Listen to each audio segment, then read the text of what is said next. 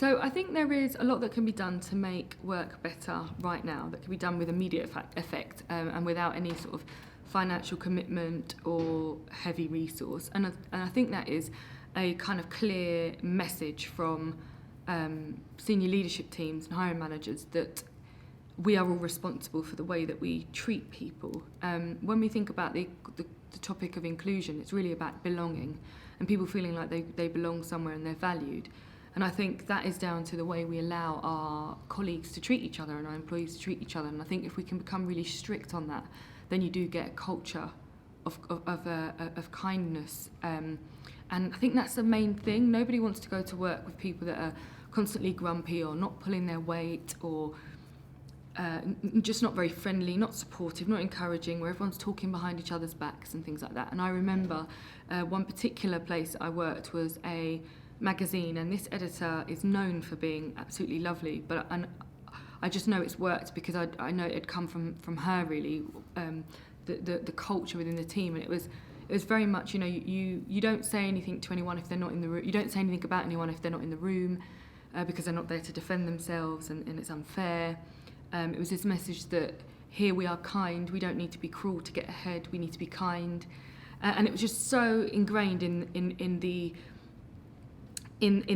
that leader and in that woman that it became ingrained in all the teams. And even if you weren't pulling your weight, there was such or if there was any sort of area where there was challenge or a conversation that needed to be had that might have been slightly difficult, it was just done in such a professional and respectful way that you just had a lot more respect for the people in the room because it was being told directly to you, and it wasn't being done in a confrontational way. It wasn't being done as if you had sort of 5 people against you with all these sort of views. And unfortunately, within the world of work, it can be quite a toxic and not pleasant environment. So we can do a lot in just sort of saying these are the things that we will not sort of tolerate within our culture here and the way that we treat each other.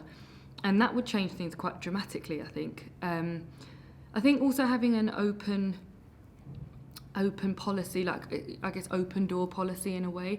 So leaders, if you're leading teams, whether they're big or small, having your door open at certain times and knowing that at any point you can come in and have a conversation here, it just creates more of an environment of we are all equal. So although, you might have to make the tough decisions and you've got to lead the organisation and therefore you won't always be the employee's favourite person, but if it feels as if they can raise their views to you and they'll at least be considered, then I think you start to feel that as an employee, you're more keen to go on that journey with those leaders, and you feel as if you're driving the agenda just as much as those who are at the top of the organisation.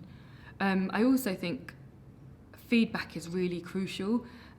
Businesses don't do it enough, and I think that's these are not things that are difficult. And I can just hear sort of as I say this out loud, I can just hear the response I might get, which is things like, well, if we've got a high number of people applying for roles or development programs internally, we just do not have the time to get back to every single person. Well, I think you have to find a way to be able to give some feedback, because otherwise this is where the resentment can come in. So, for example, if 2 people have gone for a promotion and one doesn't get it, obviously, then if there's no real reason as to why, that's where resentment can come in, and it can be, or maybe it was because I was a woman, maybe because I don't go to the pub with that person, or maybe because I don't hang out with them, and then lots of other things can come into play. So the more that you are giving feedback, I think, to people, the more they feel like, okay, fair enough, and maybe that feedback might not be fair, but it allows them to sort of appeal it or